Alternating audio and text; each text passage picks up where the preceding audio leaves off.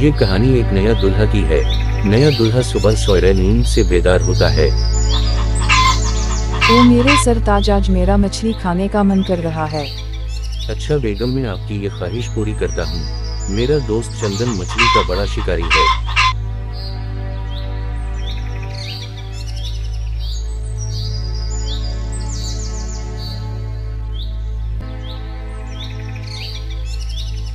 चंदन और नया दूल्हा गांव से गुजरकर ताज़ा मछली के शिकार और मछली की तलाश में मछली के तालाब की तरफ रवाना होते हैं।